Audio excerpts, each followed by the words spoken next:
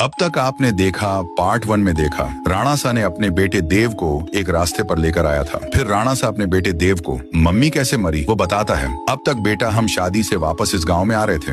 हमको आते आते 7 बज चुके थे। सारे घरों की खिड़की दरवाजे बंद थी। तभी मैंने तुम्हारे मम्मी कहा, नंदनी अब हमारा घर बहुत दूर है और वो लोग आ जाएंगे। फिर तुम्हारे मम्मी बोला, हाँ तुम सही कह रहे हो, हमको झाड़ी में, वरना कहाँ तो छुपना पड़ेगा। तभी नंदनी ने एक टूटी फूटी लकड़ी के झोपड़े की तरफ इशारा किया। मुझे वह झोपड़ी आज की रात बिताने के लिए सही लगी, इसलिए मैं झोपड़ी में जाने का फैसला किया। हम दोनों झोपड़ी की ओर जाने लगे। हम उसके काफी नजदीक आ गए थे। मैं तो उस झोपड़ी के अंदर चला गया, पर तुम्हारी मम्मी बाहर रुक के किसी से बात करने लगी। मम्मी को एक छोटी बच्ची रोके बोल रही थी, आंटी मुझे बहुत डर लग रहा है, मैं बाहर छूट गई हूँ, मेरा घर बहुत दूर है। फिर मम्मी बोली, बेटा तुम रो मत, तुम एक काम करो, हमारे साथ आओ। इतना बोलते ही उस छोटी बच्ची ने माँ के चेहरे पर हमला कर दिया। तुम्हारी माँ वहीं पर मर गई। मैंने जोर से चिल्लाया। नंदनी फिर वो लड़की मेरे पास आकर मुझको बोली, आओ ना अंकल, बाहर हम साथ में खेलते हैं, बाहर आओ ना, क्यों डर गए, अरे आना, और हंसने लगी। राणा सा ने देव को ये माँ की कहानी बता के तीसरा दिन था। देवराजू की टपरी से एक कुरकुरा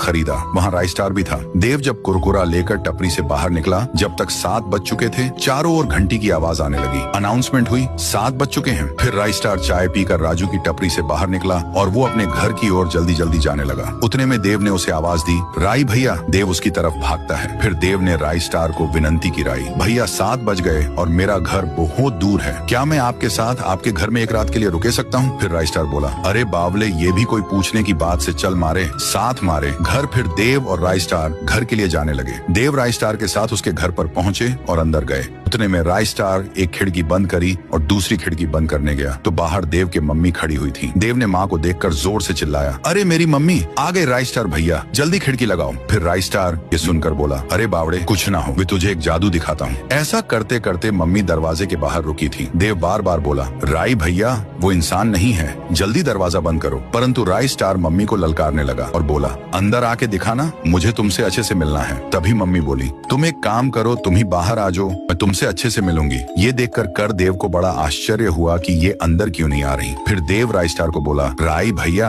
ये घर के अंदर क्यों नहीं आ रही? राइस स्टार ने जवाब दिया, बेटा जब तुम्हारे मम्मी को बाशिंदी नोच नोच कर मार दी थी और थारा बाप साला झोपड़ी में ही था, वही सब मैं खिड़की से देख रहा था। मेरे मन में सेम सवाल आया कि बाशिंदी झोपड़े में अंदर घुस के थारे बाप को क्यों नहीं मार रही थी। यही जानने के लिए मैं अगले सुबह उस झोपड़ी के अंदर चला गया और चारों तरफ मकड़ी के जाल के सिवा वहाँ कुछ नहीं था। मैंने जब कोने में देखा तो वहाँ पर एक चमकदार जादुई सर की शेप में भोपड़ा था और वो वही भोपड़ा देख वहाँ रखा हुआ है। इसीलिए ये बाशिंदे अंदर आ सकते समझ गया कि और इसी की मदद से थारा बाप बच पाए